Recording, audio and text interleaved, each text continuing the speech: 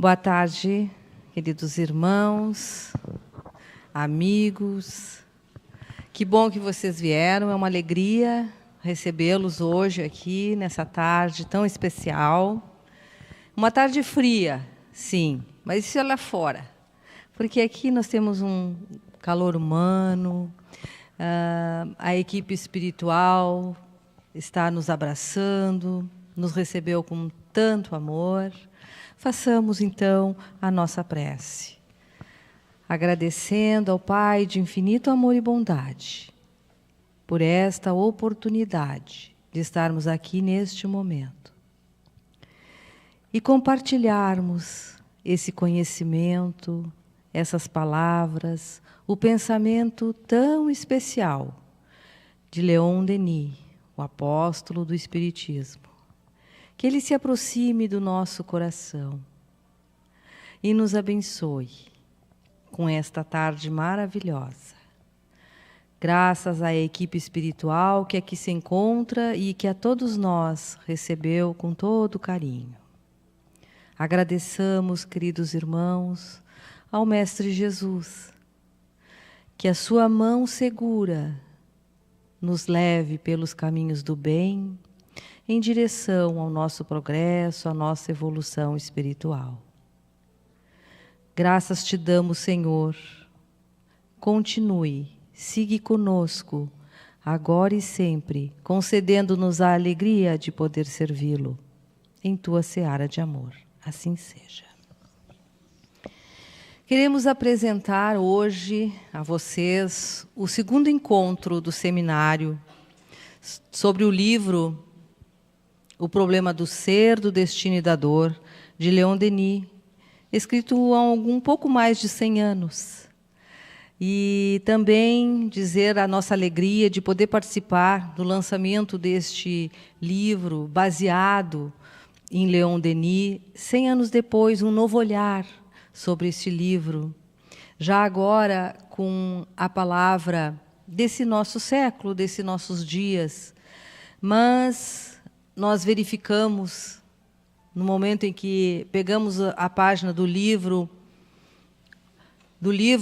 de Leon Denis, nós vemos o quanto ele é atual e, portanto, certamente, a cada dia, a cada momento, merece o nosso olhar mais íntimo, mais profundo, sobre essas palavras, sobretudo a maneira como Leon Denis nos transmite o conhecimento espírita, a doutrina espírita. É uma prosa, mas, na verdade, é um poema que toca sempre o nosso coração. Alegre feliz é aquele que tem a oportunidade deste contato com esse grande espírito que é Leon Denis. Hoje à tarde nós contamos aqui com a presença de 2 irmãos nossos. Aqui à minha esquerda, o Marcelo Zago, trabalhador aqui da nossa casa, trabalhador do setor de difusão doutrinária, vocês todos conhecem. E aqui à minha direita, Gilson Luiz Roberto, médico homeopata, presidente da Associação Médica Espírita do Brasil, e que nos dá essa alegria de poder compartilhar da sua presença e do seu conhecimento. Tenhamos todos um ótimo seminário.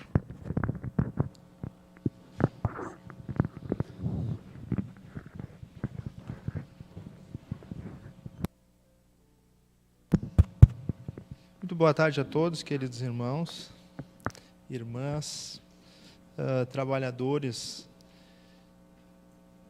espíritas, participantes do movimento espírita. Estamos muito felizes por estarmos aqui nessa tarde de hoje e num momento muito importante para essa sociedade que abre as portas para conversarmos sobre uma obra extremamente importante para o movimento espírita. Não apenas para os nossos dias ou para aqueles dias em que ela foi lançada, mas para o sempre. Na tarde de hoje nós iremos conversar então sobre a obra e a obra, quer dizer, sobre a primeiro aquele livro de 100 anos atrás, de Leon Denis, que teve a possibilidade de, pelo seu próprio raciocínio, com seu próprio esforço, dissertar a respeito de um tema global, um tema relacionado a todas as questões espíritas.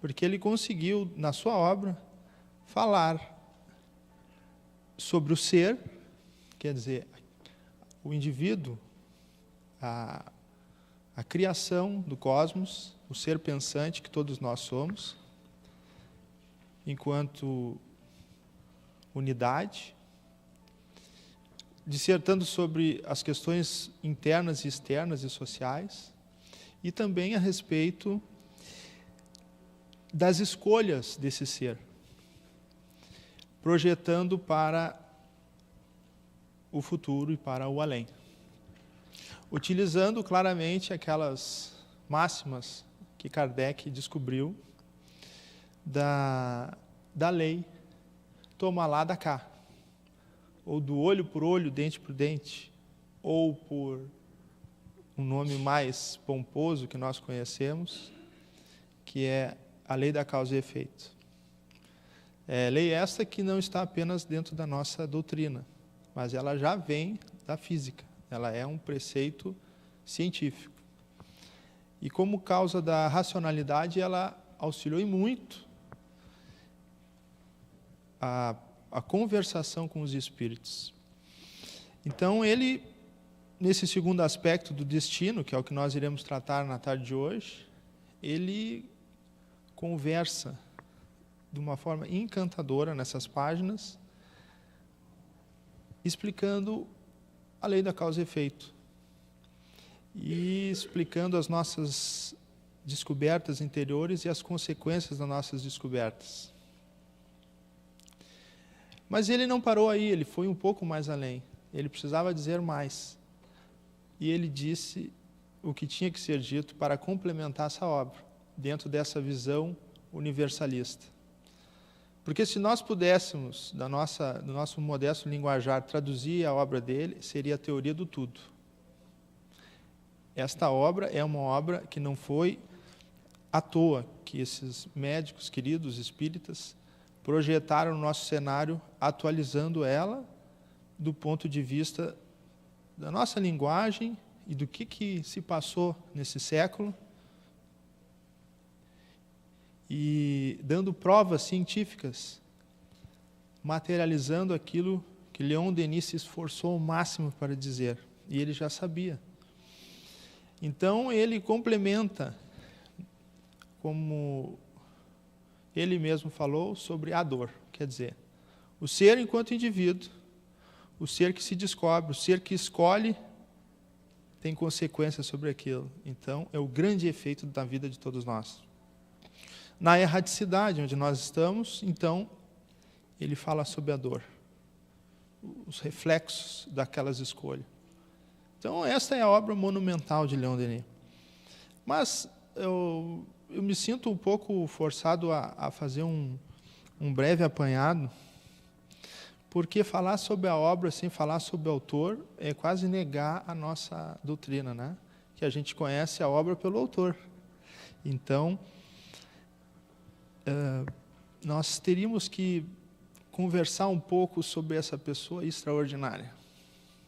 Eu, até há muitos anos, na doutrina espírita, como um estudante, um modesto estudante, tenho sentido que Leon Denis é um nome importante do espiritismo, mas ele é um nome que não, até mesmo pela falta de influenciação e por falta de esforço, né, de todos nós, até mesmo pela grande literatura que nós temos hoje, nós desconhecemos quem realmente ele foi e quem realmente ele é.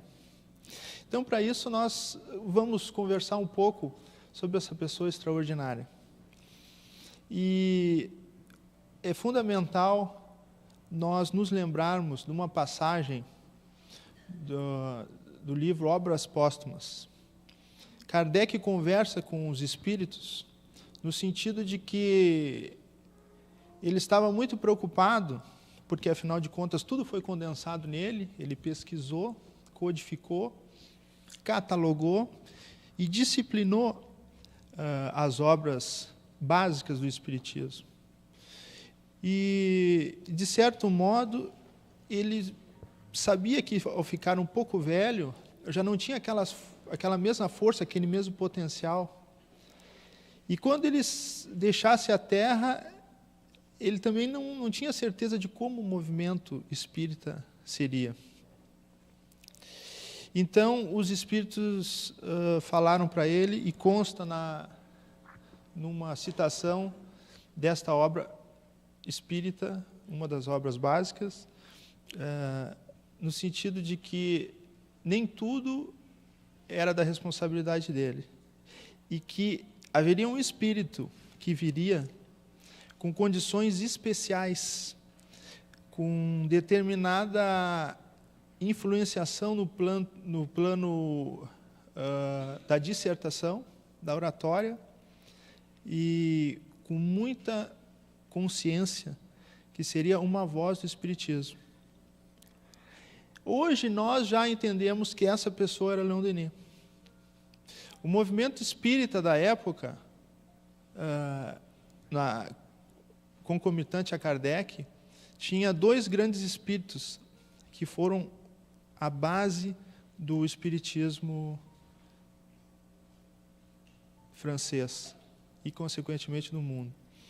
No campo da doutrina, nós tínhamos Camille Flammarion, Gabriel Delane, e no plano científico, para desvendar o universo, Camille Flammarion. Mas a grande voz, o grande microfone foi Leon Denis. Ele era um obstinado pela exposição. A eloquência dele era tanta que, segundo afirmam, que ele conseguia convencer plateias de 400, 500 pessoas. Ele inflamava o público. 2, 3 pessoas estavam conversando numa mesa sobre outras questões, combatendo a religiosidade. Ele conseguia convencer essas pessoas. Tamanha era a persuasão, o magnetismo dele. E quem leu a obra de Leon Denis sabe do que nós estamos falando. Ele não apenas expunha com muita eloquência, segundo diz, porque nós não temos, hoje a tecnologia não alcança aquela época, mas a escrita dele é maravilhosa.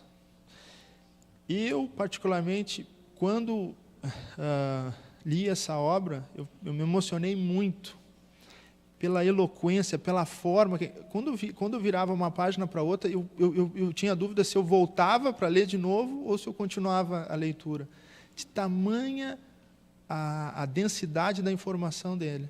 Quer dizer, é um espírito absolutamente preparado para a missão. E ele nasce, então, quando Kardec tinha 42 anos. Ele nasce numa pequena cidade próxima à Alemanha, os pais pobres, muito trabalhadores, e ele gostava muito de estudar.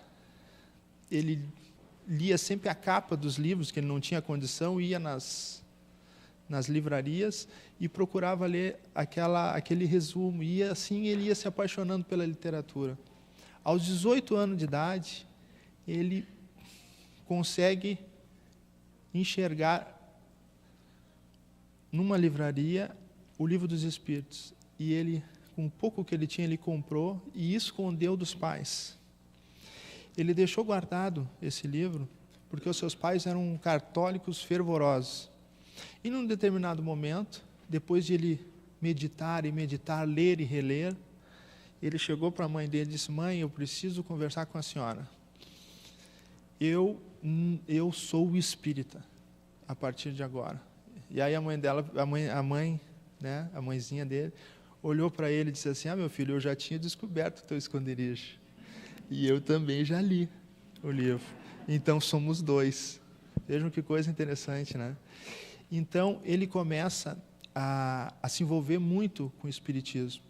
E hoje nós estamos tendo um seminário aqui, e graças a esse espírito é que os grandes encontros no mundo começaram a ocorrer, porque ele foi o primeiro a fomentar os seminários, os congressos espíritas em toda a Europa. Ele foi um grande escritor, escreveu mais de 20 obras, né? Mas esse conteúdo que nós estamos falando hoje é tido como quase parte da codificação. Tamanha envergadura dessa obra. E o mais importante é o seguinte, que não foi uma obra mediúnica, pelo menos não da nossa mediunidade explícita, né? Todos nós sabemos que é muito difícil nós fazermos alguma coisa sem a participação da espiritualidade. Mas ele, pessoalmente, se comprometeu e escreveu esta obra gigantesca. Durante toda a sua vida, ele teve a companhia de um espírito feminino, que sempre aconselhava, aparecia para ele. Mas quando ele foi ficando velhinho, ele já não tinha mais força, apareceu o seu mentor. E essa personalidade é muito importante. É muito importante porque nós conseguimos vislumbrar o que é toda a obra da fundação do Espiritismo. Ele se apresentou como o Jerônimo de Praga. E deu uma força extraordinária, que ele estava quase ficando cego. Mais tarde ele foi aprender braille, e mesmo assim continuou no movimento espírita. Jerônimo de Praga foi um estudioso muito grande, um teólogo, e ele nasceu em Praga, e foi contemporâneo do grande reformador tcheco, John Hus. O Jerônimo foi bacharel na Universidade de Praga. Depois ele foi estudar em Oxford, onde que ele conheceu um dos espíritos mais importantes para a modificação do cristianismo no mundo, para não combater, mas, digamos assim, para romper um pouco o catolicismo, que foi John Wycliffe. John Wycliffe foi o professor de Oxford, e um grande teólogo, junto com Jerônimo. A força que eles deram para o movimento, para a humanidade repensar a religiosidade, foi tamanha.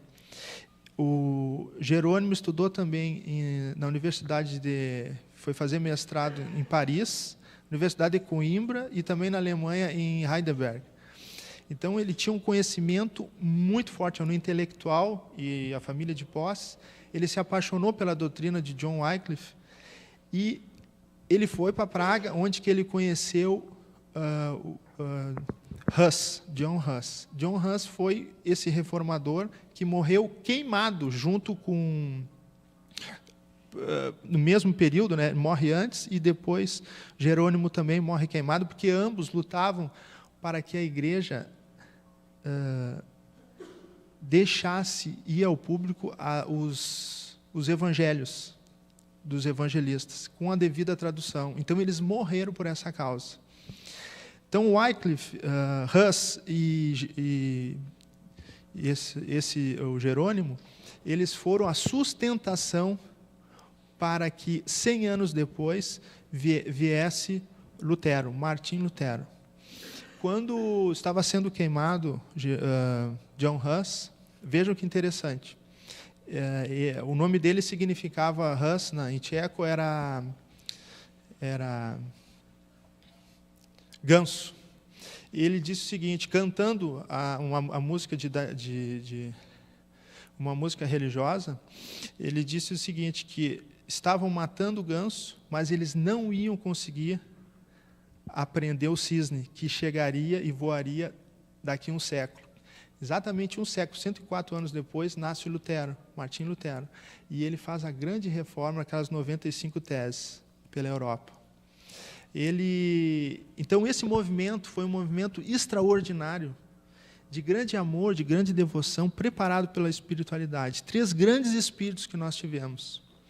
Por que eu estou comentando isso? Estou comentando isso porque todos sabem, os senhores também devem saber, que houve, em 2004, um grande congresso internacional em Paris, onde que o Divaldo recebeu uma psicografia extraordinário. Porque nós sempre perguntamos, mas quem foi a encarnação de Kardec, quem foi Chico, quem foi aquilo, e temos várias especulações. O Gilson deve saber, né, aquele livro que a Marlene Nobre escreveu sobre Chico, a encarnação de Kardec, né? Tem uma obra nesse sentido, né, que ela sustentava que o Chico era a encarnação de Kardec. Mas é uma das teses, né? Nós estamos aqui vivendo num mundo, quando a gente não tem uma mensagem efetiva, a gente vai especulando. Então, nesse congresso, em 2004, o Divaldo recebe uma psicografia, e quando o âncora, o apresentador, que estava naquela solenidade, o Pérez, recebe a psicografia, ele não consegue identificar a letra. E aí ele coloca contra a luz, sem querer, por intuição dos espíritos, e ele vê toda a mensagem escrita em francês, de trás para frente, ao contrário, que era uma mensagem de Leon Denis, homenageando Kardec, dizendo que o Kardec, nós teríamos que render muita prece para ele, que ele está em planos sublimes da vida, e que ele veio direto da fogueira de Constança, que é onde Jerônimo de Praga e também o nosso querido irmão John Hus foram queimados. Então, de lá para cá, nós sabemos que Kardec foi a encarnação desse grande reformador John Hus. E por sorte, nós conseguimos detectar também que Kardec, por tabela, Kardec tem afinidade com John Hus, e Jerônimo de Praga também tem com Leon Denis, que eles eram contemporâneos, tudo uma mesma família espiritual, né? No seu último congresso que ele participou, ele estava muito doente e não queria ir, em 1925. Mas esse congresso foi muito importante para o movimento espírita, porque houve uma aclamação dos intelectuais da época espírita que queriam tirar a religião do espiritismo. Essa tríade, religião, ciência e filosofia, ficariam só com as duas. E ele reuniu toda a sua força, mesmo velhinho, para sustentar a religiosidade. Então, irmãos, eu já vi aqui, inclusive em algumas palestras que fiz, já fui chamado por alguns irmãos, que eu sempre utilizava a linguagem religião, para dizer que não, mas que não é bem assim, não é bem a religião. Não, nós temos que estar firme nesse critério da religiosidade, que esta é a grande ligação que temos com o alto, né? Bom, ele não queria ir nesse congresso, e Camille Flammarion, então, foi lembrado por ele, e ele perguntou aos espíritos se não podia ir Camille no lugar dele, que ele já tinha ido a tantos congressos, ele estava muito velhinho. Ele disse, infelizmente, Camille não vai poder ir. E ele não entendia, e ele aceitou então o convite, e Camille desencarna 3 anos antes do congresso. Bem, esse movimento espírita todo que nós temos, né, todo esse conhecimento dessa doutrina maravilhosa, nós estamos mexendo diretamente com a reencarnação. E o tema do dia de hoje, destino, está interligado com a reencarnação. Nós não conseguimos buscar explicação, fazer a prova real, checarmos se aquelas informações da nossa vida são verdadeiramente justas sem a ideia da reencarnação. Nós necessitamos entender, dentro da lei da causa e efeito, esse critério reencarnacionista. E quando nós falamos em reencarnação, nós nos lembramos de algo muito mais dito, muito mais antigo do que o Espiritismo. Porque a reencarnação não é um produto da doutrina espírita. Nós temos provas há milênios acerca, e documentos escritos a respeito da reencarnação. Se nós formos buscar nos textos bíblicos, ou mesmo antes dos antigos profetas, nós vemos que todas as citações se relacionavam à pré-existência da vida. Aí fora, alguns dizem, procuram distinguir o que vem a ser reencarnação, ressurreição, né? E quando chamam a atenção a respeito da aparição de Jesus, dizem que aquilo ali é apenas um fenômeno espiritual devido à grandeza do Mestre. Mas lá nos primórdios, em Malaquias, em Daniel, e mesmo no Novo Testamento, em Lucas e Mateus, nós vimos inúmeras vezes as predições no sentido da reencarnação de Elias. Elias, um espírito muito anterior a Jesus, viria, segundo as profecias, para possibilitar com que Jesus iniciasse a sua obra. Então, o próprio Jesus, em Lucas, refere que Elias estava presente e ninguém tinha notado. A prova bíblica a respeito da preexistência da alma e da reencarnação está ali, na presença de João Batista, do primo de Jesus. Então, esse trabalho do destino, feito por Denis, nada mais é do que uma linguagem nova na época, para dizer aquilo que era para todos nós sabermos. Quando, antes de Jesus, no Velho Testamento, naqueles grandes escritos, não conseguia se fazer aquela engrenagem, porque eram informações soltas jogadas. Com o Evangelho de Marcos, Mateus, Lucas e João, a intensidade ficou mais próxima e nós conseguíamos enxergar um pouco aquela doutrina, aquilo que parecia um pouco obscuro a respeito da espiritualidade. Ou por falta de maturidade intelectual, ou por não desprendimento da matéria, nós negávamos sempre à humanidade a pré-existência da alma em outro corpo. Muitos diziam que como a pessoa poderia nascer, se o corpo apodrecia, ia para o caixão, era enterrado.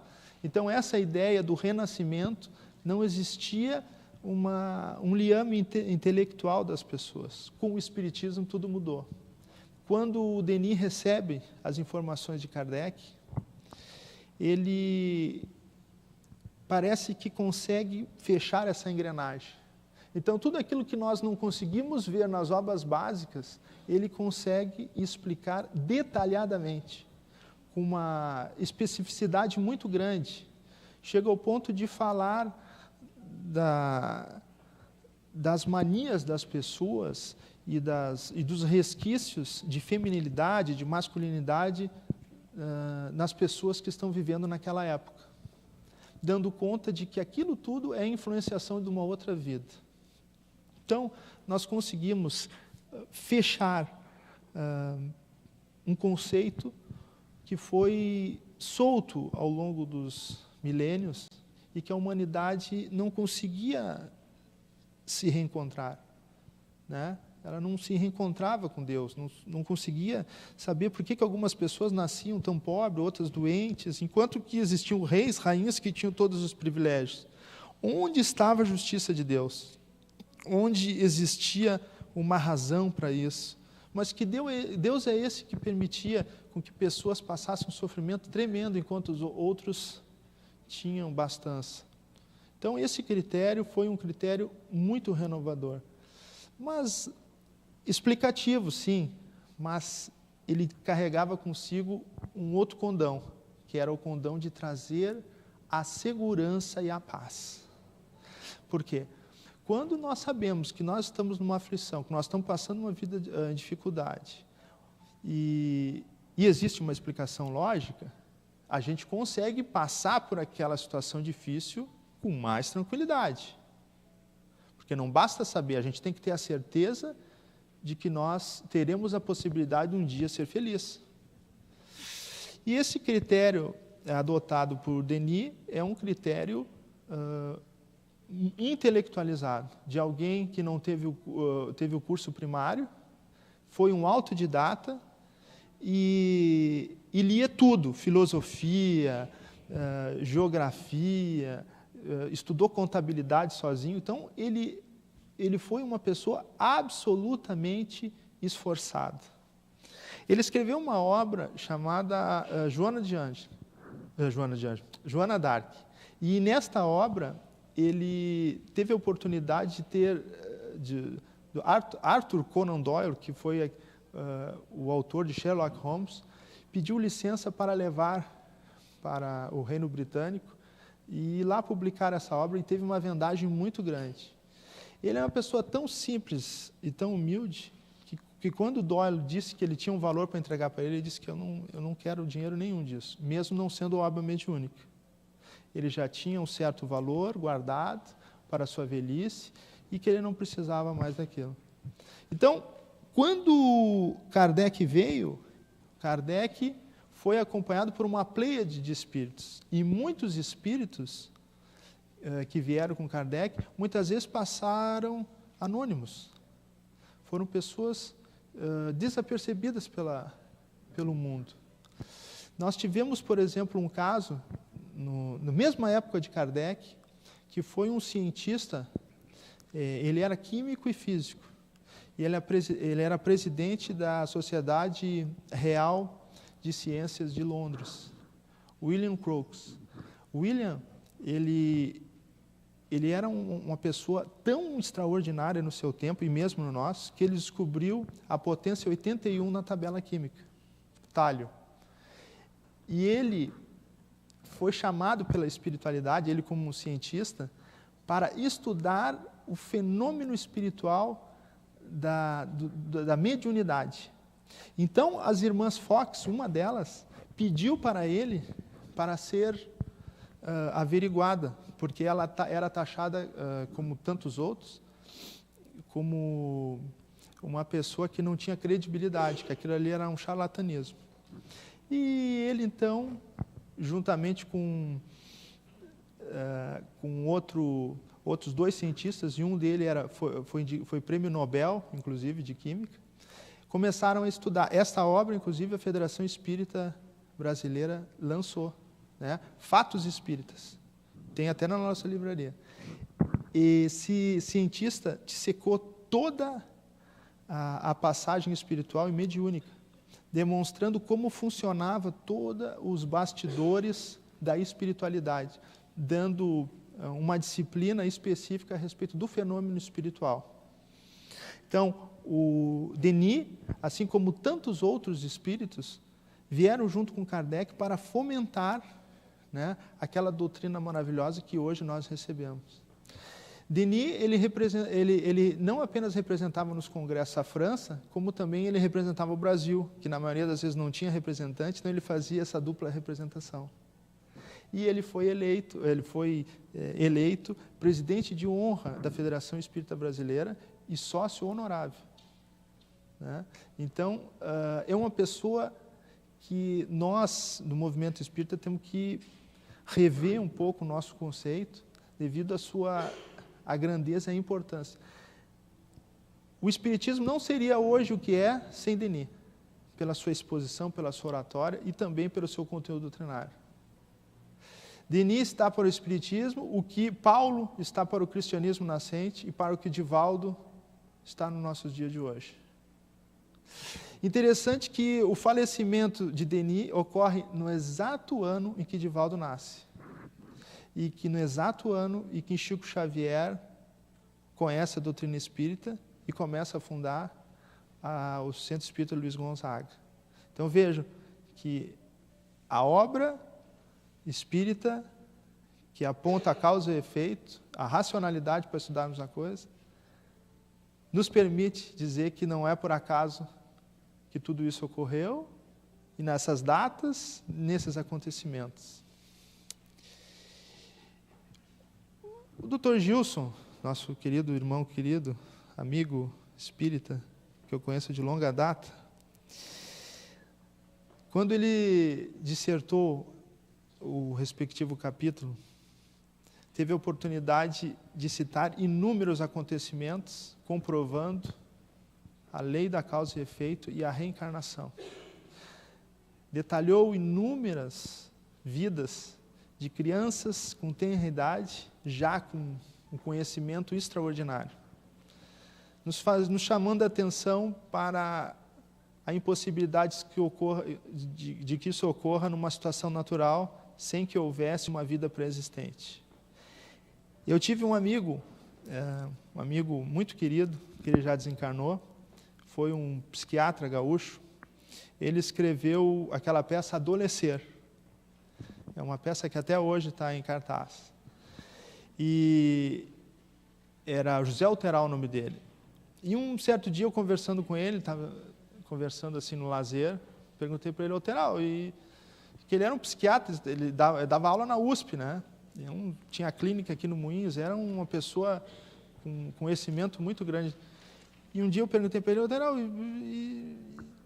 vocês não acreditam em espírito, em reencarnação? Ele disse, não, mas não está nada provado. Aí eu perguntei para ele, tá, mas e esse negócio de regressão aí? Não tem regressão, a pessoa não está lá, de repente começa a dizer que ele estava com um cavalo, não sei aonde, num castelo, como é que a pessoa vai estar nessa vida? Não, mas não tem nada provado e cortou o assunto, né?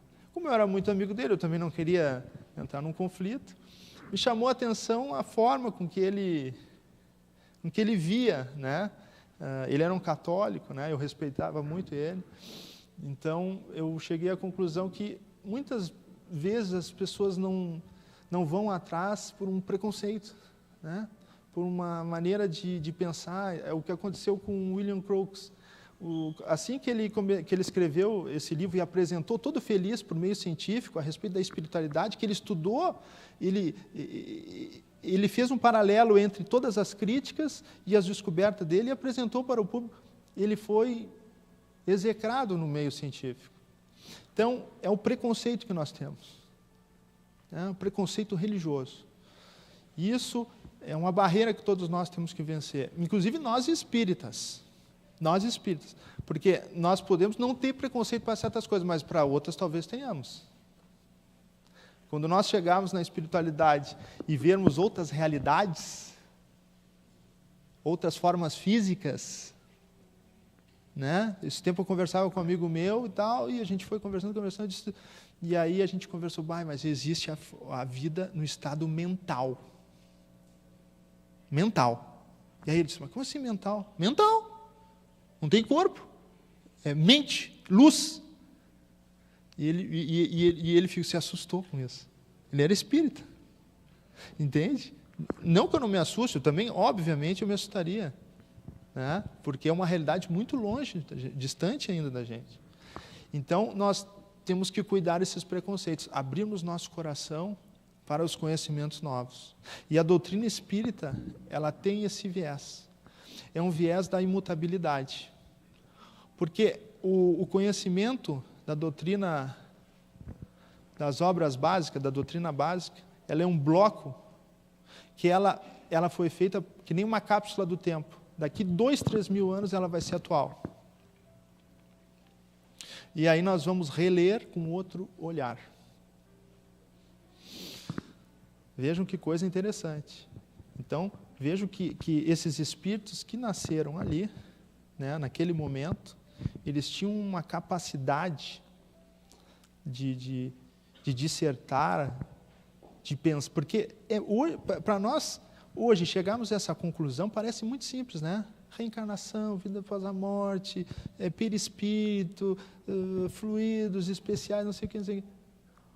Mas, e lá naquela época? Pegar tudo isso e conseguir assimilar como Denis fez. Não é fácil, né? Bem, irmãos, antes de encerrar, eu gostaria de contar uma situação que ocorreu comigo agora nos últimos dias, e eu fiquei tão emocionado com perplexo, né? Justamente nesse caminho assim que nós estávamos conversando sobre a gente abrir o coração para as questões novas. E eu passo a relatar o seguinte, uma situação que eu tenho certeza que foi para o nosso encontro de hoje. Eu tenho uma amiga minha, uma trabalhadora de uma outra localidade aí, né, outra no movimento espírita, há muito tempo. sempre foi uma pessoa muito querida, assim, a gente sempre se deu bem e tal. Eu confesso aos senhores que, num certo modo, eu até a via ela como uma pessoa muito firme, pessoa muito, né, enérgica, dura, assim, né? E isso sempre me chamou a atenção. De vez em quando eu falava com ela, assim, ela muito firme, muito dura. E eu pensava assim, puxa, tem que quebrar um pouco esse coração, né? Dar uma amenizada um pouco, né? Porque a gente acha que tudo que é de Deus tem que ser tudo, né, molezinho, queridinho, tudo. Mas as coisas, o amor está dentro, está interno. Às vezes a pessoa, numa determinada posição, ela tem que ser mais firme, não é? Jesus foi assim quando expulsou os vendilhões do templo, né? Se nós olharmos pelo aspecto externo, não teve amor. Mas nós vamos falar que Jesus não teve amor? São atos externos que nós damos mais importância. Então, essa querida irmã, ela, de um tempo para cá, a gente ficou muito amigo e tal, nossas famílias e tal. E ela começou a se abrir assim sobre uma grande inquietação dela. E tem a ver muito com o encontro de hoje, porque é da área médica, que são os médicos aqui, estão ilustrando. Isso é muito importante para a religião, para a nossa religiosidade, para o nosso movimento. Né? Porque a religião, a história rompeu e deixou para a religião falar sobre Jesus. Nunca falaram para a gente na história sobre Jesus. Jesus é um homem da história. E tão importante que foi o único capaz de romper a história, antes e depois do seu nascimento. Nenhum homem, nenhuma mulher, por mais importante que seja, conseguiu esse evento. Então, e essa pessoa começou a me dizer que ela tinha assim, impressões sobre questões relacionadas a uma outra existência. E cada vez que ela tirava para tirar uma orientação, não vinham orientações, não vinham, era sempre uma coisa faraônica, assim, né? A orientação espiritual, quando é para a gente, é meu irmão, tenha mais calma, dá uma lida naquele livro, toma tanto espaço. Para ela, não, para ela era como se fosse assim um banho de alegria, de luz, né? E aquilo ela não sabia o que estava acontecendo e tal. Só que, em determinado momento, veio uma orientação, uma mensagem espiritual, digamos assim. O intuito era orientação, mas acabou sendo uma mensagem. E que disse para ela o seguinte, estou falando assim em linhas gerais, né? Que eu também não me lembro as datas, mas que ela foi uma poetisa encantadora, que dissertou a respeito da vida, do amor e não sei o quê, foi perseguida. Ano tal, tal, século tal. Foi também uma freira que não foi bem interpretada, século tal. E, por fim, que quando todas as pessoas estavam em guerra, ela largou a sua família, as suas posses, e foi cuidar das pessoas na guerra. E quando as pessoas estavam desesperadas para falar com a sua família, ela escrevia as cartas na guerra para as pessoas. E disse assim, especificamente acontecimentos e tudo. E eu fiquei muito assim, chocado com a situação, né? Eu nunca vi uma coisa dessa na minha vida. E eu olhava para ela assim, né? Disse, meu Deus do céu. Bem, e fomos pesquisar e encontramos a personalidade absolutamente incrível. Quando eu fui estudar, pesquisei, assisti o livro, li o livro e assisti o filme da vida dela, da outra vida dela, eu me senti tão pequeno que eu me lembrei aquelas passagens espirituais, quando a gente chega num plano de luz, que a gente fica envergonhado de estar na frente de um ser de luz. Eu tive vontade de me ajoelhar nos pés dela, estou falando assim, abrindo meu coração para vocês, de me ajoelhar nos pés dela e beijar o pé dela, de um espírito tão extraordinário que ela era. Essa pessoa, para vocês terem uma ideia, ela foi o que a enfermagem é hoje, é graças a essa pessoa.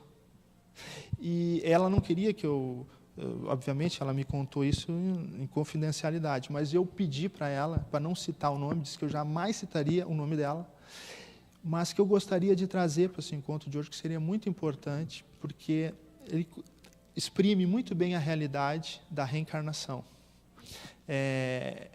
Ela foi contemporânea a Kardec e desencarna bem na época em que Chico nasce. Na época não, no ano 1910.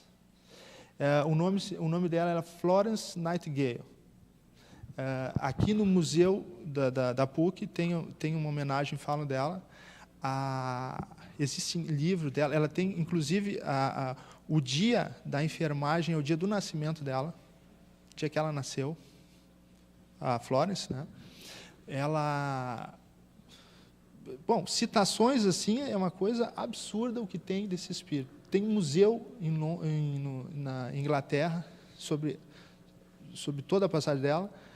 Ela, na Guerra da Crimeia, bem na época de Kardec, a Inglaterra e a França foram para cima da Rússia, naquela época, naquela região, e ela, então, foi até lá para ajudar os combatentes e viu o quadro.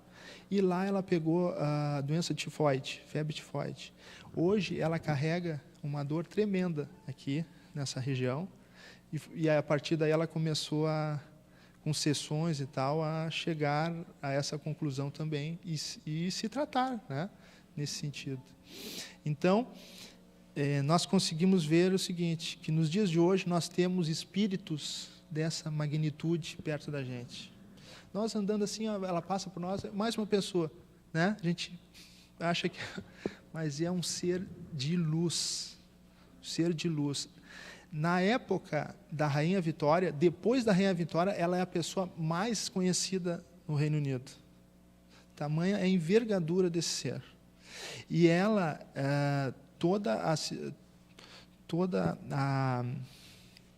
digamos assim, as disposições a respeito da enfermagem moderna, ela que deu início, porque ela pediu permissão para a Rainha Vitória para que ela pudesse dinamizar e modificar a forma de tratamento das pessoas. Então, a enfermagem tem inclusive um juramento que é feito na enfermagem no nome dessa pessoa, Florence Nightingale. Então, queridos irmãos, eu agradeço muito a oportunidade de ter estado com todos vocês. Sinto não poder ter assim até mais condições para explanar, né? Mas o que me coube eu fiz com bastante carinho, bastante zelo, principalmente porque fui convidado para participar junto com esse amigo muito querido que eu tenho há anos aqui, que é o Dr. Gilson Roberto. Então eu deixo com vocês agora, vocês em companhia desse querido médico e trabalhador. Muito boa tarde a todos. Obrigado, Marcelo, pelo carinho.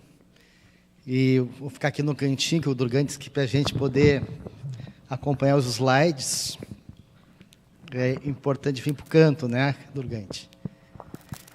Primeiro, eu quero dizer da minha alegria de estarmos aqui com tantos corações queridos, né, que a gente reconhece aqui hoje, e agradecer também ao Bezerra de Menezes, a Maristela, pela oportunidade de nós estarmos lançando essa obra que foi editada pela AME Brasil e que já está em primeira colocação de vendas no Brasil, né? Uma obra que busca realmente resgatar esse autor tão importante para a doutrina espírita, que é Leon Denis, que o Marcelo tão bem nos trouxe sobre a sua personalidade e sua importância para o espiritismo. Leon Denis realmente foi aquele que consolidou o espiritismo, né?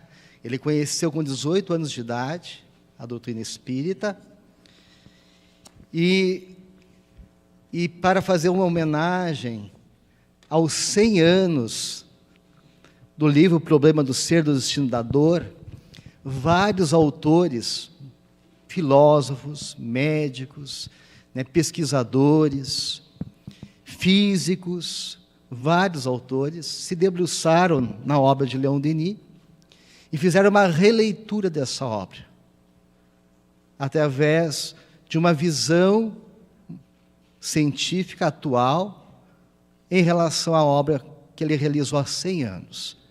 E é impressionante, como o Marcelo falou, ver a atualidade dessa obra de Leon Denis. né? E é um convite a todos vocês a lerem a obra original e lerem também essa leitura que nós fizemos da obra dele, né? Então, como o Marcelo falou, Leon tem uma importância enorme. Aqui são algumas obras que ele já escreveu, né? São várias obras que têm uma importância enorme. O nosso foco foi essa obra aqui, Problema do Ser, do Destino da Dor, né? E o Marcelo falando do John Hus, né, que seria Allan Kardec, isso já está confirmado, né? O Humberto de Campos, através de uma psicografia por Chico Xavier, confirmou. Outras mensagens psicográficas confirmaram realmente que eles são a mesma personalidade, Allan Kardec, e João Wycliffe seria Leon Denis. Pela espiritualidade. Interessante que o John Hus, ele se baseou todo o trabalho dele na tarefa do João Wycliffe.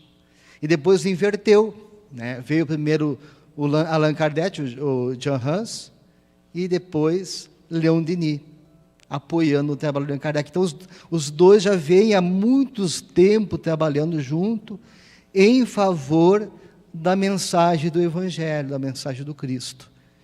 E ali o Joana de Praga fazendo a parceria, né, junto com eles, como uma entidade espiritual apoiando o trabalho do Leon Denis, né? Então a gente vê que eles já vêm em várias encarnações trabalhando juntos, os dois. E aqui está, então, né, o original francês e a nossa releitura depois de 100 anos da publicação dessa obra. E a parte que nos coube desenvolver da obra de Leon Denis foi sobre vidas sucessivas, né? Evidências científicas e históricas da vida sucessivas, da reencarnação. E aí nós lembramos então essa passagem de João: não te maravilhes de ter haver dito, necessário vos é nascer de novo. E de Leon Denis, uma lei circular preside a evolução dos seres e das coisas, rege a marcha dos séculos e das humanidades. Cada destino gravita num círculo imenso, cada vida descreve uma órbita. Então, Leon Denis falando desse processo circular que é a reencarnação. Porque o processo evolutivo, ele se desenvolve de uma maneira circular.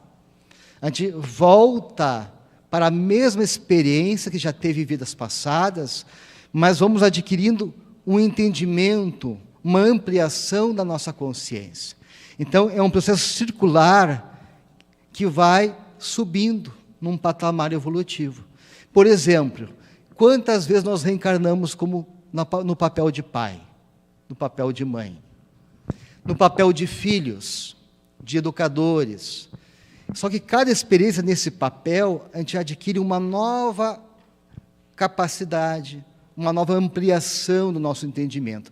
Então, é um sistema circular e em ascensão, o processo evolutivo, né? E aí, Leon Denis vai dizer o seguinte, também, nessa obra: o drama da vida não pode constar de um só ato.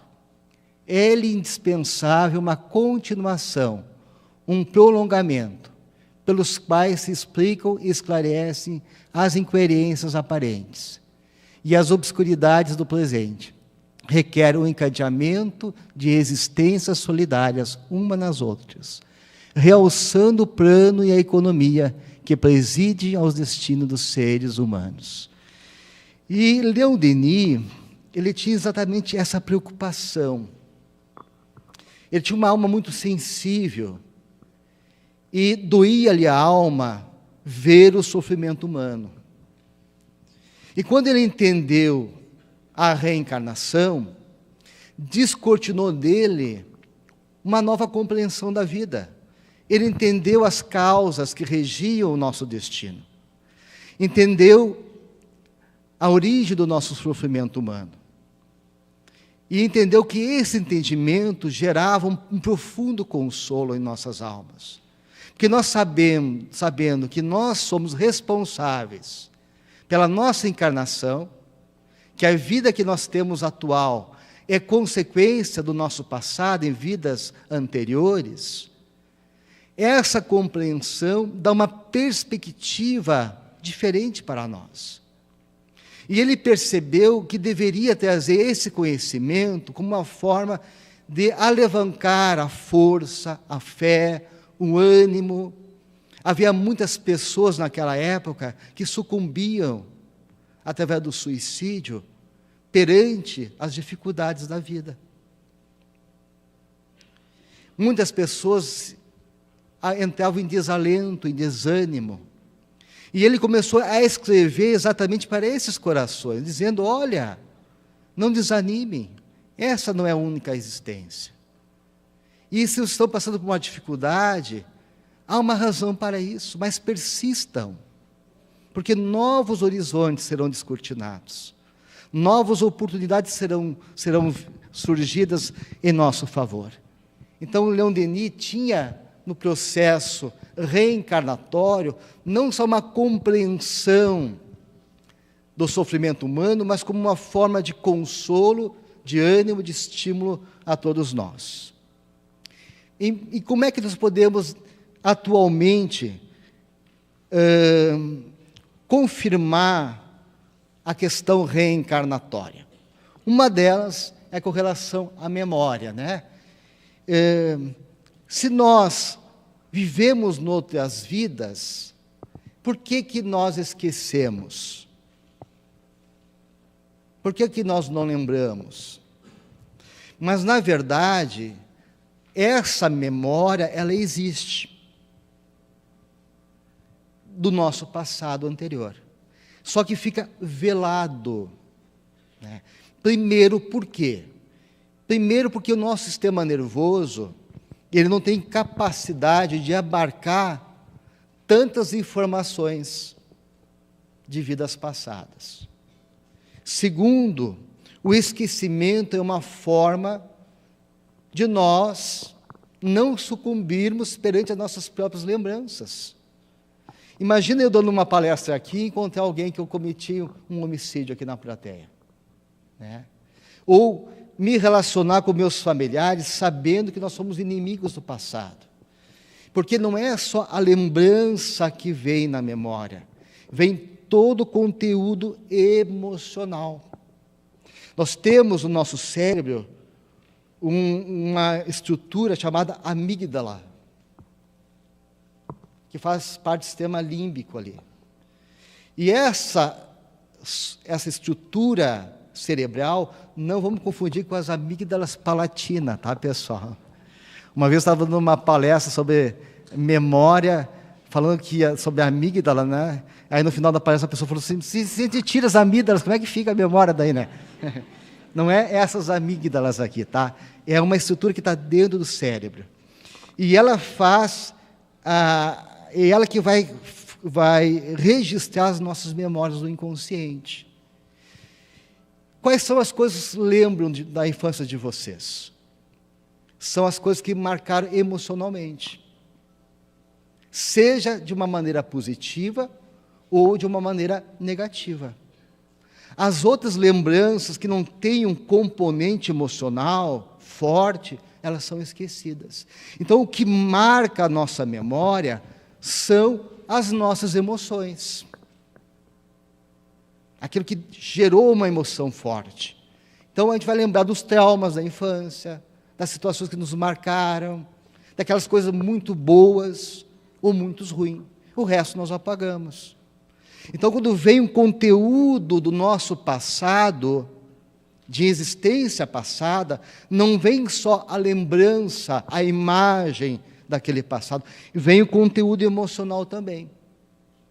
Por isso, o cuidado com relação também à regressão de memória, o tratamento com hipnose, que permite que esses conteúdos venham à tona, porque tu tem que dar conta daquela lembrança. Se a pessoa não tem uma boa estrutura de ego, ela pode descompensar, ela pode psicotizar, ela pode rever aquela lembrança e se desestruturar emocionalmente, não dar conta daquela carga emocional. Então veja que o esquecimento, ele cumpre uma finalidade, que é nós temos condições de lidar com as informações novas, de reestruturarmos o nosso caminho, sem deixar que aqueles conteúdos que têm uma carga tão forte venham à tona e acabam, muitas vezes, desconcertando e não permitindo a nossa organização psíquica perante o novo momento que nós estamos vivendo. Tá? Mas, mesmo assim, nossas tendências, as nossas reminiscências, vêm em forma de quê? Em forma de aptidões, né?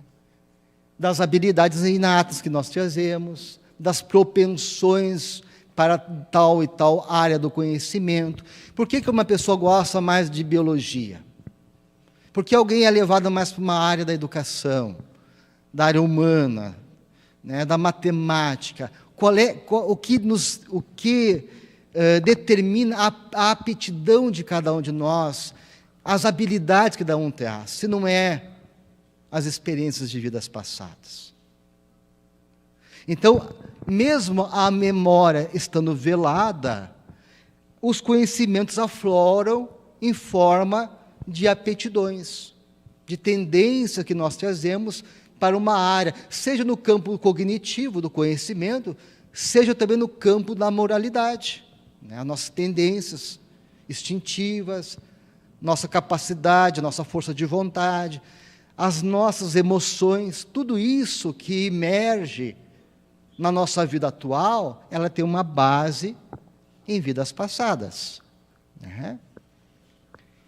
E aí nós temos, então, o estudo das crianças prodígios, que são aquelas crianças que passaram a falar outras línguas, sem nunca terem tido contatos, ou pequenos gênios que, em tenra idade, já demonstravam habilidades que não podiam ser explicadas através do estudo, ou conhecimento e habilidades que precisaria, muitas vezes, de uma encarnação inteira para tu conseguir se desenvolver.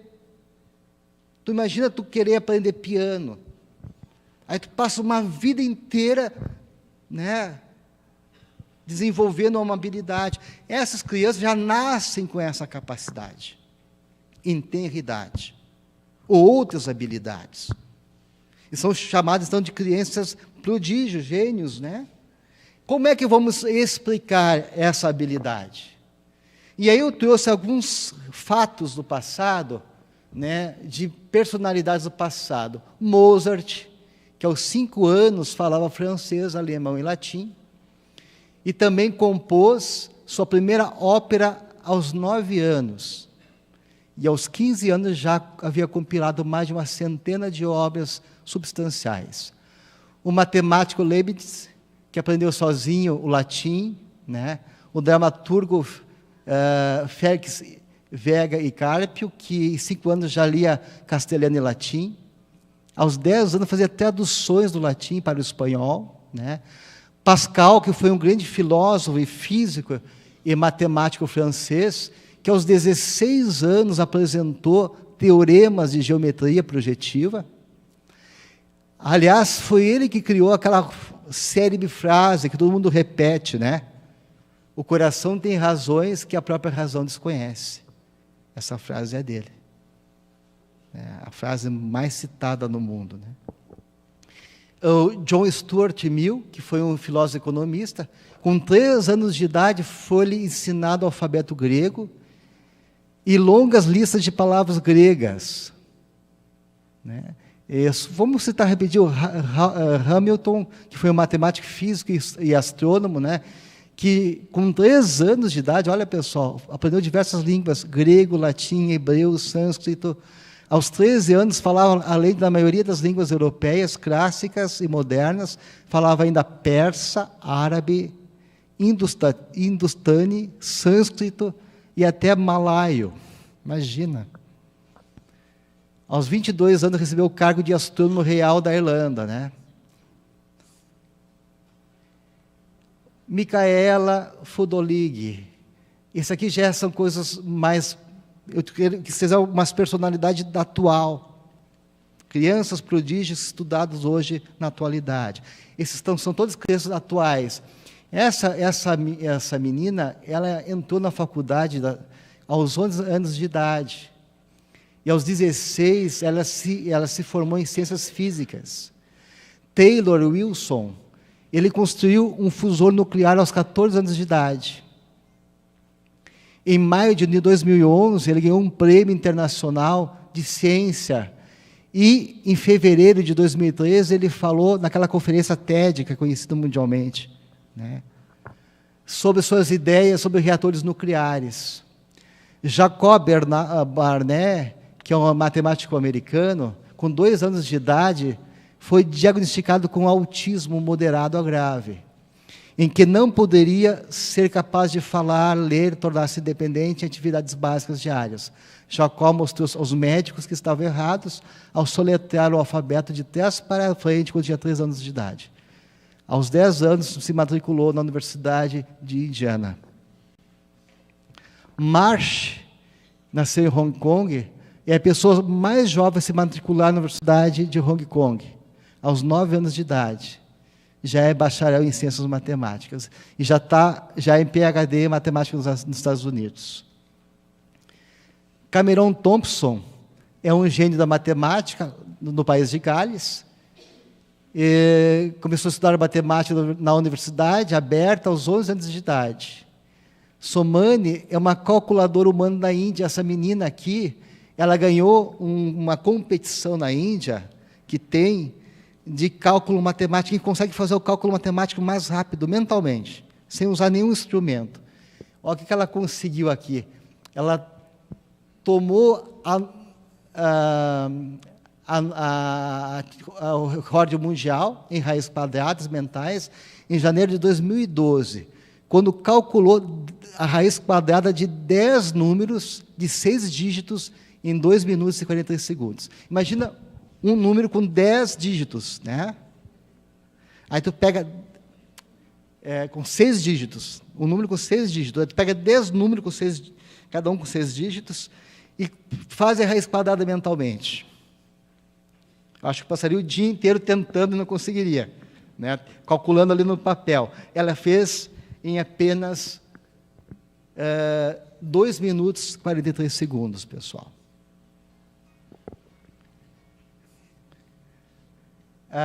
Esse aqui é uma outra criança, né, que teve um dos que mais importante, alto, né, nessa Mensa. Mensa é uma organização que recebe essas crianças superdotadas no mundo em todos. Eles fazem testes, são cientistas que fazem testes e passam a dar um assessoramento a essas crianças com relação a cada caso deles, né? E aqui então são vários casos, a gente não vai se deter muito neles, né? São casos recentes. Nós vamos dar um exemplo também de uma criança brasileira, o Pablo Rossi, que nasceu em Santa Catarina, e que ele já, desde pequenininho, começou a desenvolver uma capacidade para o piano impressionante, né? O Pablo Rossi, ele ganhou o seu primeiro concurso com idade de 7 anos de idade. Aos 10 anos, Pablo conseguiu o patrocínio do governo dos Estados do Paraná, em uma bolsa de estudo para cursar o Conservatório Tchaikovsky de Moscou. Imagina, com 10 anos, tu adentrar um conservatório de tal envergadura, pessoal, com 10 anos. Tem gente adulta que tenta e não consegue. E ele, né, ele já gravou mais de 11 CDs. Em 2012 se graduou em mestrado no Conservatório Tchaikovsky de Moscou. Já fez mais de 50 apresentações no mundo inteiro. Hoje ele mora em Bruxelas, na Bélgica, né? De vez em quando ele aparece no Brasil. Ele teve agora, acho que em 2017, fazendo uma apresentação lá em Santa Catarina. Tá? Se quiserem conhecer a vida dele, é só botar lá na internet Pablo Rossi, que vocês vão ter várias informações. Esse japonesinho aqui, também, Nobuyuki Tsushi, acho que é assim que pronuncia, não sei, mas ele com 3 anos de idade, ele nasceu em 88, e nasceu com uma doença nos olhos, e com cego, Mesmo cego, com 2 anos de idade, começou a mostrar suas habilidades para a música. Um belo dia, sua mãe cantarolava a música de Jingle Bells, e depois de escutar por alguns instantes, ele começou a reproduzir seu pianinho de brinquedo, sem nunca seus pais terem ensinado algo. Ele é capaz de tocar La Campanella, de Liszt, com uma perfeição que apenas 4 pianistas no mundo conseguiram. Nem o próprio autor foi capaz de reproduzi-la com a exatidão que a escreveu. Então, esse rapaz, ele foi premiado no mundo inteiro. Tu vê, com 2 aninhos já tinha uma tendência, né? Já viram falar dos Sibelius, pessoal? O Sibelius Donato Tenório, ele é de família espírita. Eu já vi a apresentação dele por 2 vezes em São Paulo, no nosso encontro médicos espíritas que acontecia em São Paulo. Ele fazia a apresentação nos intervalos no final das nossas palestras lá em São Paulo. É impressionante a habilidade dele, a facilidade que ele toca o piano e o prazer que ele tem em tocar, né? E olha que coisa interessante. Ele é uma criança que nasceu com uma série de problemas, né? Ele não falava aos 3 anos, aos 8 meses não falava, não andava, não engatinhava, apenas arrastava-se de costas pelo chão. Nessa idade, acordou toda a família pela madrugada, tocando o piano da família com as 2 mãos. Excepcionalmente, começou a andar, falar e tocar piano, sem influência de ninguém. Ele tem um problemazinho, tipo um certo autismo, né? Ele tem um déficit mental. E mesmo assim tem uma habilidade enorme para o piano. Ele nasceu em Campina Grande, Paraíba. E ele é Jean Julius Christian Sibelius, o grande compositor. Tu vê que o pai dele, sem querer, chamou de Sibelius, que o pai dele era um grande devoto, né, desse compositor. E deu ao filho o mesmo nome. E veja que interessante, o Chico informou, né, que os 2 seriam o mesmo espírito. Tá? Ali vocês vão ver uma foto dele com o Divaldo, uma foto recente, né? Então, é o mesmo espírito que via já com essa habilidade, essa capacidade impressionante, né? Esse menino, o Gregory Smith, foi uma das coisas mais impressionantes que aconteceu recentemente. Esse menino, ele ficou muito conhecido quando ele foi levado numa entrevista num programa americano, em que ele mostrou a sua capacidade de falar sobre qualquer assunto. Porque a gente vê crianças com aptidões, com genialidade, numa certa área. Esse menino, ele apresentou habilidade em várias áreas do conhecimento. Física, química, biologia, né? E ele terminou, aos 5 anos, todo o ensino médio dele. Então, ele foi entrevistado aqui com 9 anos, estava se formando, já com nota altíssima. E ele foi capa do Times, a Isto É fez uma matéria sobre ele, ele esteve aqui no Brasil, né? E ele fez uma campanha de amparo às crianças, né, defesa dos jovens carentes, e ele já foi indicado ao Nobel da Paz por 2 vezes. Tá? Aqui, ó, algumas características desse menino. Aos 14 meses, resolve problemas de matemática. 14 meses de idade, pessoal. 1 ano e 2 meses. Com 2 anos, lendo e corrigindo a gramática do adulto. Com 5 anos de idade, explicando a fotossíntese para os colegas do jardim da infância. Você sabe explicar a fotossíntese, pessoal?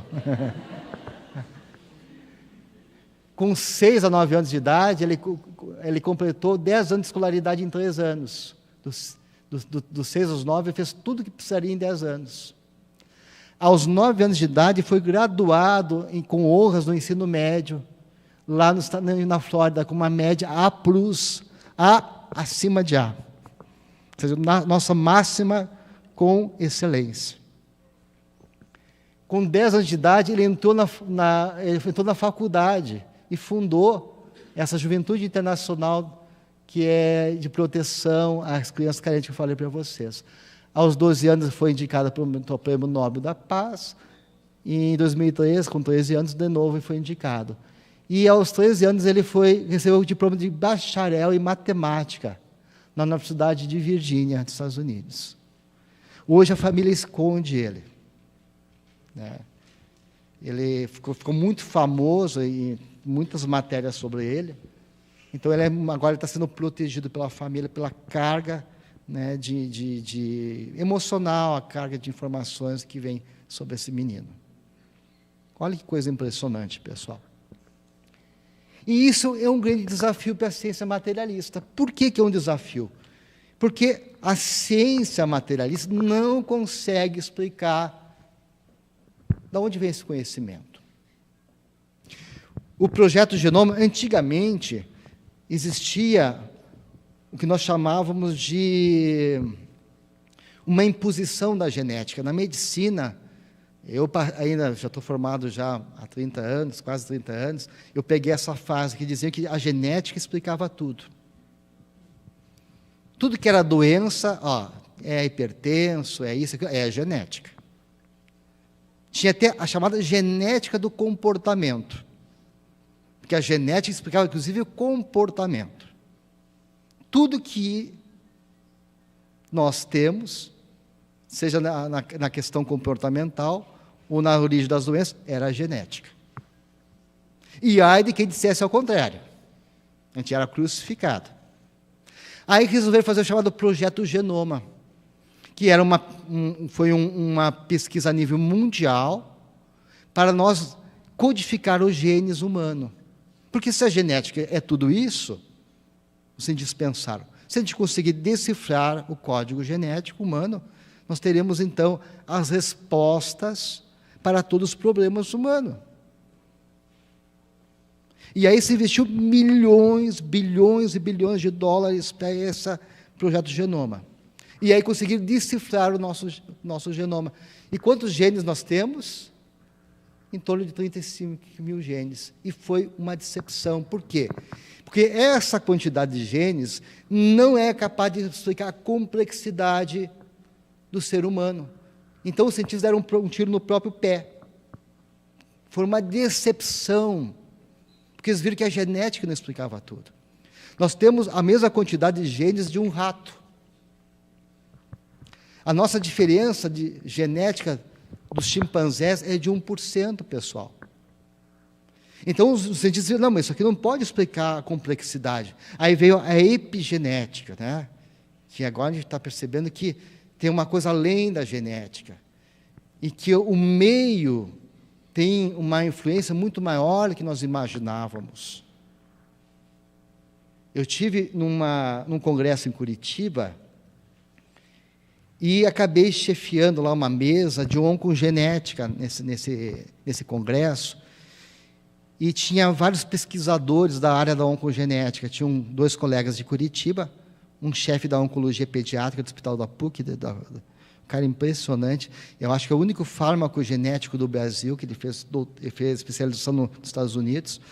Ele tem consultório em Curitiba, São Paulo e Brasília. Depois eu jantando com ele, eu não quer ir lá para Porto Alegre, botar um consultório também, porque ia facilitar muito a vida nossa. Faz um mapeamento genético do paciente, tu consegue identificar melhores medicamentos, melhores respostas, né? E esses 3 cientistas, eles mostraram a metilação do DNA em fotos de microscopia eletrônica, mostrando que a nossa atitude parecia uma palestra espírita.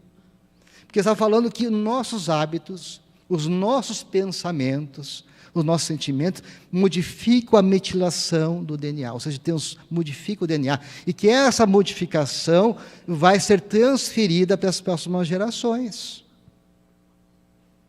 Então, a força do hábito, a força da nossa atitude. Então, tudo aquilo que a genética conseguia explicar, caiu. E olha que coisa interessante. Esse aqui é um grupo de estudos e pesquisas em epistemologia genética e educação, chamado GPG. É um grupo que discute no Brasil, né, assuntos ligados à genética. E esse grupo, essa discussão desse grupo gerou um artigo, que foi publicado numa revista aqui no Brasil, em que eles discutiram exatamente como é que pode explicar uma criança que é gênio, né? No caso, eles estavam discutindo sobre a Kiane Kramaric, que é uma criança prodígio, né? Fizeram uma discussão em cima dela. E qual é a conclusão deles? Que a ciência não consegue explicar. Olha aqui que o chefe, o Ricardo Tassinari, que é o que coordena o estudo, ele falou o seguinte: ó, me parece que o materialismo nunca conseguirá explicar suficientemente essas organizações sujeito, apesar de explicá-las parcialmente, e cada vez mais em aspecto do seu comportamento. Nesse caso, para o materialismo, a organização sujeito permanecerá sempre um mistério. Então, quando nós começamos a buscar explicações materialista para explicar o ser humano, a complexidade, as habilidades, aptidões que nós trazemos, não conseguimos explicar. É como se estivesse fechando um quebra-cabeça e faltasse peça, que só a reencarnação consegue explicar. Porque nós somos frutos de um passado. E essa peça do quebra-cabeça que a ciência materialista não tem, no espiritismo não tem. Que só as vidas sucessivas podem explicar as nossas tendências. A genética não consegue explicar. Se a genética não consegue explicar, o cérebro não consegue explicar, não tem explicação da ciência materialista. Temos que buscar uma explicação além do paradigma materialista, que é o paradigma espiritualista. Né? E aí, uma outra forma de nós buscarmos as informações do passado, que é através do processo hipnótico, né? De indução a pessoa a regredir para vidas passadas. Um dos primeiros pesquisadores foi esse francês Albert de Rochas, que é um médico, que ele escreveu esse livro aqui, As Vidas Sucessivas, traduzido do Paris, foi publicado em 1911, né? Você consegue até em PDF na internet esse conteúdo, que ele relata 18 casos em que ele estudou de pessoas em que ele induziu num processo hipnótico e fez voltar para relatos de vidas passadas. Então, foi uma das primeiras pessoas a estudar esse assunto de uma maneira científica, né? Atualmente, nós temos o trabalho do Ian Stevenson, você deve conhecer, né, os 20 casos sucessivos de reencarnação. E seu último livro, né, uma contribuição da biologia para a etiologia através de marcas de nascença e seus efeitos, em que ele tenta trazer uma prova biológica do processo reencarnatório. O que ele fez, o Ian Stevenson? Ele pegou crianças que nasceram com marcas de nascença, e que recordavam de vidas passadas, que relatavam recordações espontâneas. Eles preferem, esses cientistas modernos, não usar a hipnose, não indução hipnótica, mas crianças que tenham uma recordação espontânea por uma questão mais de fundamentação científica, não pode ser uma indução, aquilo veio espontâneo da criança. E o que o Ian Stevenson fazia? Ele pegava esse relato da criança, das vidas passadas, e ia buscar o laudo de morte dessas pessoas e fazer uma relação de marcas com a forma da morte dessas pessoas, mostrando que muitas das marcas de nascença está relacionada à forma de como a pessoa morreu. Esse aqui é um caso de um menino, né, que ele recordou que ele foi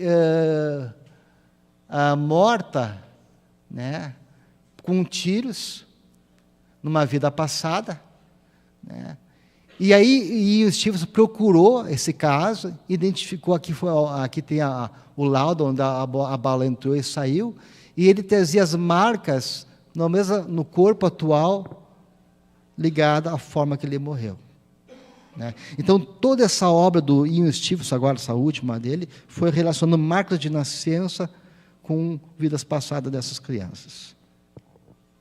Então, hoje nós temos a pesquisa do Banerjee, né? O Haraldsson, que é um psicólogo da Islândia, o Jürgen, que é da Tailândia, fez pesquisa na Tailândia, na Turquia. No Brasil temos Hernani Guimarães Andrade, que pesquisam também casos de reencarnações.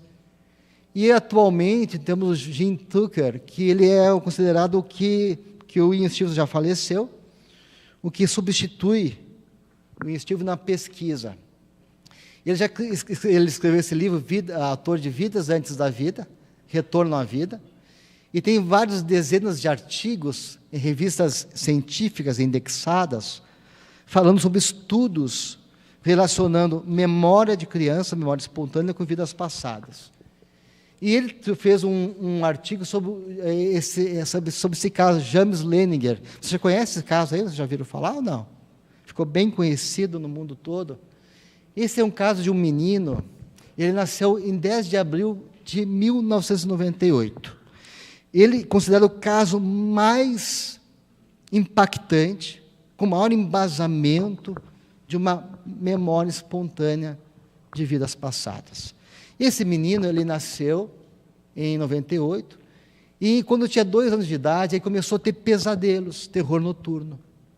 Ele acordava de noite, chorando, e se debatendo, como se estivesse chutando alguma coisa, querendo sair de algum lugar. E falando, está pegando fogo, está pegando fogo. E aí a mãe acudia ele, né, acordava ele, e ele gritava assim: avião em chamas, pequeno homem não pode sair. E a mãe corria para o quarto, socorrê-lo, e ela procurou dar ajuda de profissionais, de psicólogos, até que uma psicóloga orientou: olha, isso aí não se preocupe, isso é reminiscência de vidas passadas. E aí, com o estudo, com o tratamento terapêutico, identificou que esses pesadelos eram lembranças traumáticas de sua vida passada, em que ele foi um piloto americano. Ele, folheando um livro, quando tinha 2 anos de idade, ele apontou para essa figura aqui, ó, uma foto de Iwo Jima, no Pacífico, que era um porta-avião que foi abatido pelos japoneses, chamado de Natoma, né? E que nesse porta-aviões, e daí ele falava de um amigo dele, né? E o pai descobriu que esse navio existia realmente, né? E ele começou a relatar. Aí o pai resolveu pesquisar e viu que realmente tinha um piloto, como ele descrevia, que saiu, tinha um amigo, como ele falava, um piloto amigo, e que ele saiu e que foi bombardeado e atingido pelos japoneses. Ele não conseguiu sair da cabine e morreu. Esse caso foi muito pesquisado, pessoal, né? E isso gerou até um livro que foi traduzido já pelo Brasil, que é chamado A Volta, né? A incrível e real história da reencarnação de James Houston, que é esse aqui, atualmente como James Leninger, é o mesmo nome, até nessa mesma encarnação, né? É um caso interessantíssimo, que está bem fundamentado a questão reencarnatória, né? E além das evidências, então, das aptidões, das memórias que nós trazemos, tem o que o Leon Denis vai chamar de evidências históricas. Porque a reencarnação é um conhecimento que vem de muitos anos atrás, né? A gente vai ver que já 6.000 a 4.000 antes de Cristo, na Suméria, na Babilônia, já haviam, né, registros sobre reencarnação. No Bhagavad Gita, nós temos aquela conversa de Arjuna com Krishna, né, que fala sobre a reencarnação.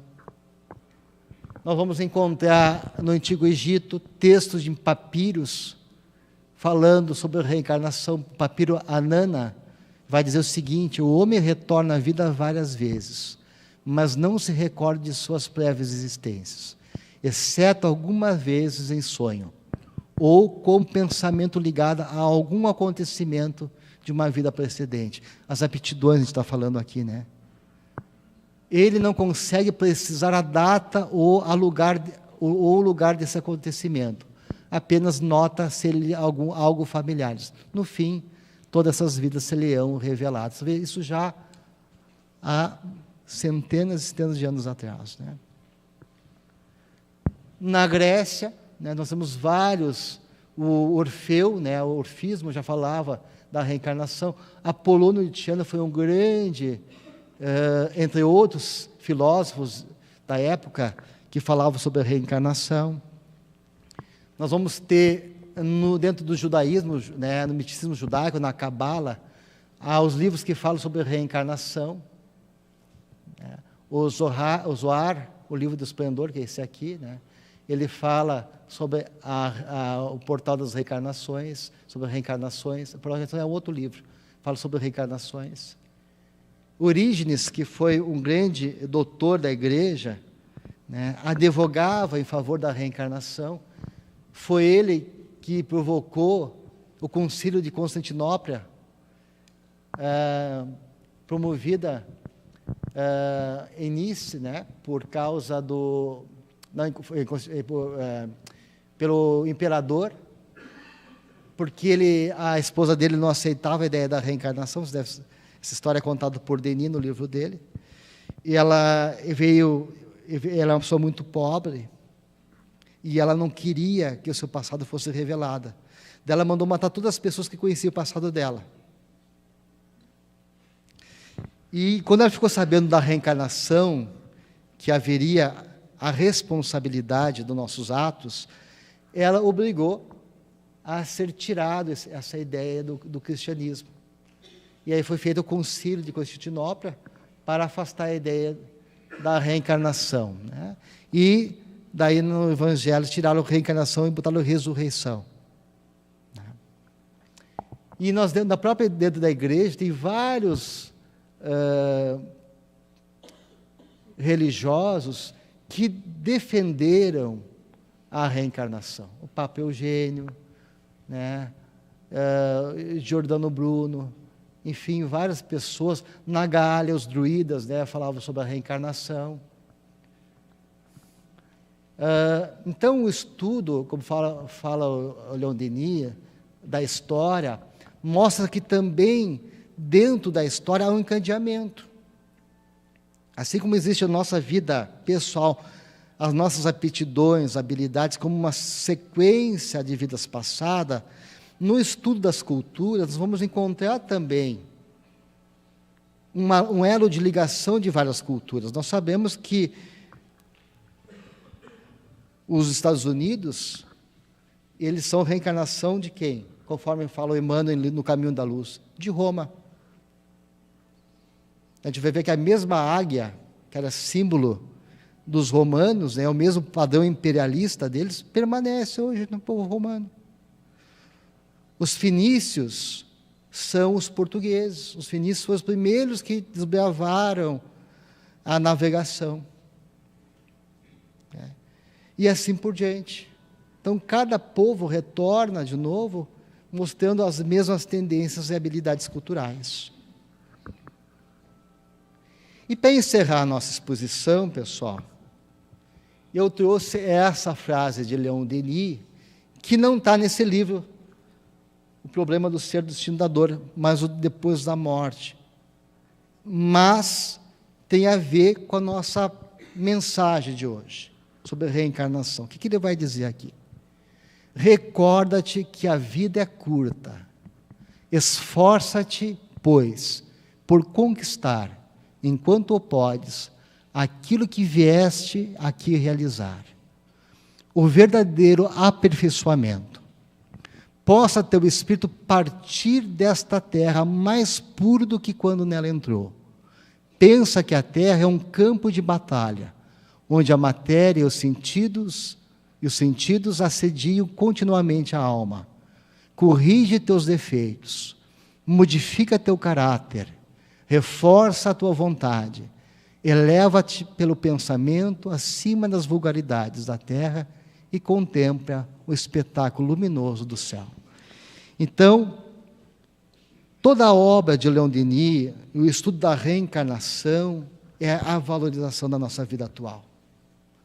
E da oportunidade que nós estamos tendo, pessoal, de evoluirmos, de superarmos as nossas tendências, de reforçar as aptidões positivas. Então, a obra do Leon Denis é uma profunda reflexão com relação à nossa responsabilidade como espírito eternos. Nós somos dono do nosso destino. Nós fazemos o nosso futuro. As escolhas que nós realizarmos agora vai definir o que seremos amanhã e as consequências para nós amanhã.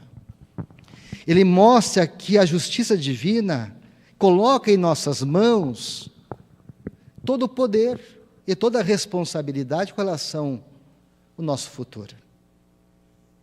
É evidente que nós estamos ainda colhendo as sementes do passado e semeando coisas que colheremos no futuro. Então, estamos nesse processo em que queremos ser diferentes, já ansiamos por outras paragens, outros entendimentos, mas trazemos nesse passado ainda as tendências das sementes que nós cultivamos e que hoje estamos colhendo como provas, como expiações nessa vida. Mas à medida que nós persistimos em sementes novas, em atitudes novas, nós vamos mudando esse passado e construindo um futuro de bênçãos e de grandes alegrias para todos nós. Porque existe uma única finalidade no universo, pessoal.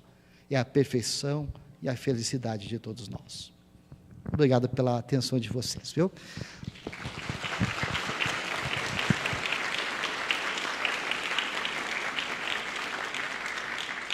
A Maristela pediu para mim fazer a oração de encerramento, né, Maristela?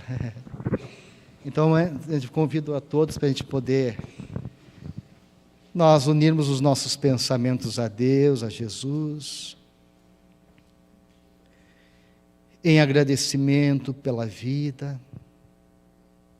Agradecemos, Senhor, por esses benfeitores valorosos como Leon Denis, espíritos corajosos que desafiaram a filosofia da época e vêm até hoje desafiando o pensamento materialista através de uma visão mais profunda, mais ampla da vida e da existência.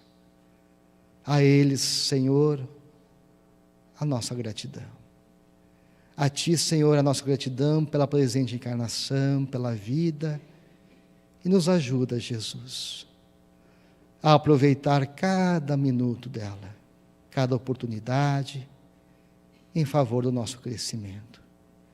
Renova as nossas energias, fortaleça em nós o ideal de trabalho, e que a Tua luz, Jesus, continue amparando os nossos caminhos, hoje e sempre. Que assim seja. Pessoal, boa noite. Convido a todos vocês a continuar nesse clima de amor, ensinamento e harmonia, a prestigiar a sessão de autógrafos que vai acontecer na livraria agora. Boa noite a todos, um abraço.